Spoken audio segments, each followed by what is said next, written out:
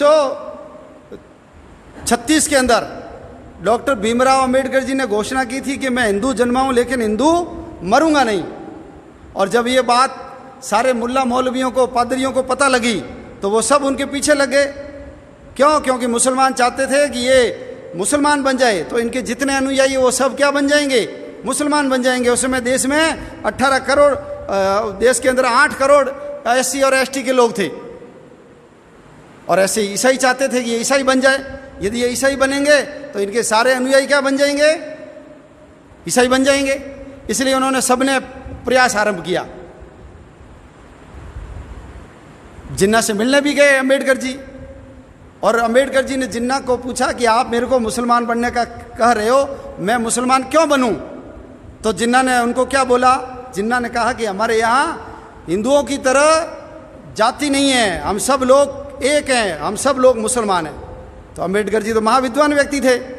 उन्होंने कहा कि यदि आपके यहाँ जाति व्यवस्था नहीं है तो फिर शिया सुन्नी क्या है, फिर मुकल्लिद और गैर मुकल्लिद क्या है, फिर हनफी क्या है, देवबंदी क्या है, बरेलवी क्या है, हयाती क्या है, ममाती क्या है, अहमदिया क्या है, खोजे क्या है, बोहरे क्या है, शेख, सैयद, मुगल, पठान, तुर्क, खिलजी, सिंधी, कुरैशी, अंसारी, भिस्ती, कसाई, तेली, घोसी, जुलाहा, 12 टोपी और ये कल्लर और भैया, ये क्या है? तो अंबेडकर जिन्ना को समझ में आ गया कि इस व्यक्ति को नॉलेज है। और तुम सब कहते हो कि हम मुसलमान सब एक हैं, तो फिर तुम्हारे इतने सारे ज़्यादा देश क्यों? तुमको एक ही देश बना लेना चाहिए। और क्यों तुम ये जो इराक और ईरान है, ये दोनों मुसलमान देश होते हुए भी क्या कर रहे हैं? आपस में लड़ रहे हैं। तो एक तो हो ही नहीं तुम। और ये जो हैदराबाद का नवाब था उस्मान अली, उसने तो पूरा पिटारा खोल दिया था। अंबेडकर जी को कहा यदि आप मुसलमान बन जाते हो तो मैं, आप जितना पैसा चाहिए मैं आपको पैसा दे दूंगा, आपके गरीबी दूर करने का, बाहर भेजने का, पढ़ाई करवाने का, विदेश में भेज करके सारा करूंगा। लेकिन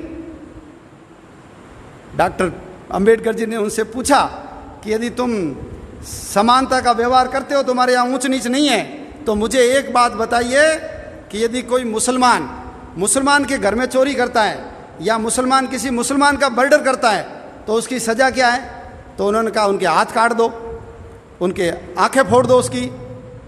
तो डॉक्टर अंबेडकर जी ने अगला सवाल किया, यदि यही है और यदि मुसलमान यही काम किसी हिंदू के साथ करता है, हिंदू के घर में चोरी करता है या हिंदू के किसी व्यक्ति की हत्या करता है, तो तुम्हारे कुरान में क्या लिखा हुआ है, मुसलमान उनको क्या सज़ा देगा? तो मोहम्मद अली जिन्ना ने क्या कहा? अरे वो तो काफिर है, काफिर को मारने की कोई सज़ा नहीं है। तो उन्होंने कहा ऐसा जो दोगला व्यवहार करता है ना, मैं कभी भी मुसलमान नहीं बनूंगा, मुसलमान नहीं बनूंगा। और ऐसे ही जब उन्होंने ईसाइयों से पूछा तो ईसाइयों ने भी कहा कि हमारे यहाँ तो हम सब ईसाई हैं, हमारे कोई जाति वाति ऊंचा नीचा नहीं है। तो अंबेडकर जी ने कहा रोमन क्या होता है, कैथोलिक क्या होता है, लैटिन कैथोलिक क्या होता है, प्रोटेस्टेंट्स क्या होता है, लूथरन्स क्या होता है, मोरमन्स क्या होता है, सेवंथ डे एडवेंटिस्ट क्या है, जैकोबाइट्स क्या है, नेस्टोरियंस क्या है। उनको समझ में आ गया कि इनको सारी चीज़ की जानकारी है। और अब सब जानते हैं यूरोप का इतिहास तो पूरा खून खराबे से भरा हुआ है, और इस्लाम का इतिहास भी खून खराबे से भरा हुआ है। 1936 में घोषणा की थी, लेकिन 1956 के अंदर इन्होंने बौद्ध धर्म अपनाया। 20 साल लगा दिए उन्होंने सोचने में क्या करना मुझे। और जब पाकिस्तान बन गया 47 में, तो पाकिस्तान का तो अनुभव उनके सामने आ गया। उन सबको पता लग गया कि जितने SC और ST के लोग पाकिस्तान में रहे थे, उन सब के साथ मुसलमानों ने दुर्व्यवहार किया, उनको मारा, उनका बलात्कार किया, उनको जबरन उनका धर्मांतरण करवाया। और जो देश के विभाजन के बाद उस समय देश में 2 दलित बड़े नेता थे, एक तो डॉक्टर अंबेडकर जी और एक योगेंद्र नाथ जी मंडल। तो अंबेडकर जी भारत में रहे, लेकिन योगेंद्र नाथ मंडल कहाँ गए? वो पाकिस्तान, जिसको आज बांग्लादेश कहते हैं, पूर्वी पाकिस्तान, उसमें चले गए। इनको मना किया था कि आप वहाँ मत जाइए, लेकिन उसने कहा नहीं, मैं वहाँ जाकर के वहाँ के दलितों की स्थिति सुधारूंगा। और अंबेडकर जी यहाँ विधि मंत्री बने और वो वहाँ विधि मंत्री बने, लेकिन 1.5 साल में योगेंद्र नाथ जी मंडल को पता लग गया कि ये किस प्रकार के लोग हैं, उनका जीना आराम हो गया और वो बांग्लादेश से यानी पूर्वी पाकिस्तान से भाग करके वापस बंगाल के अंदर आए। भारत में आकर के उनको शरण लेनी पड़ी और उनका पूरा जीवन किस में लगा, उनका पूरा जीवन गुमनामी के अंदर कट गया। आज भारत में रहने के कारण डॉक्टर अंबेडकर जी का इतना बड़ा स्थान हो गया।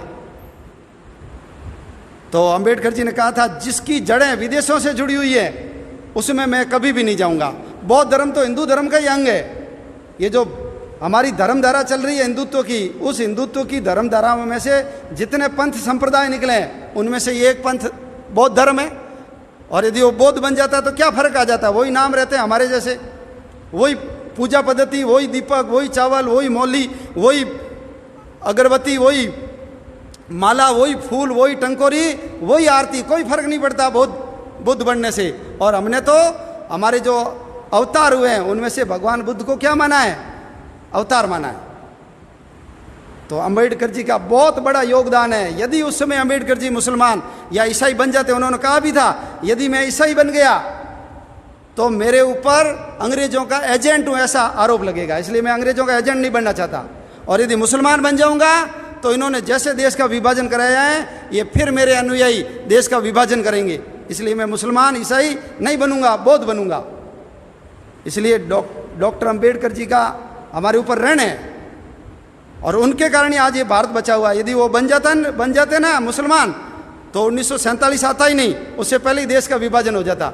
और ये अभी जितनी ज़मीन गई ना उससे ज़्यादा ज़मीन हमारे हाथ से चली जाती और ये सारे जितने हमारे दलित बंधु हैं ये सारे आज मुसलमान बन करके हिंदुओं के खून के प्यासे बन जाते। तो ये बहुत बड़ा पाप होने से रोकने का काम यदि किसी ने किया है तो ये डॉक्टर भीमराव अंबेडकर जी ने किया है, इसलिए हम सब लोग उनके ऋणी हैं। अशोक जी सिंघल ने कहा है हम सब लोगों को इन लोगों के चरण छूने चाहिए। क्यों? डॉक्टर अंबेडकर जी ने कहा था कि मैंने इतिहास पढ़ा है, 6वीं शताब्दी से पहले भारत के अंदर छुआछूत नहीं थी, ये मुगलों के आने के बाद हुई है छुआछूत।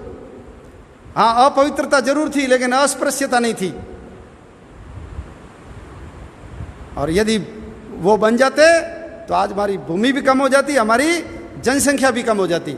इसलिए इन लोगों ने अपने धर्म को बचाने के लिए ये काम कर लिया, मांस निकालना, चमड़ा निकालना, मैला ढोना स्वीकार कर लिया, लेकिन ये मुसलमान नहीं बने। इसलिए हम सब लोगों को इनके चरण छूने चाहिए। ये वास्तविक स्वतंत्रता संग्राम के महान योद्धा सन्यासी है।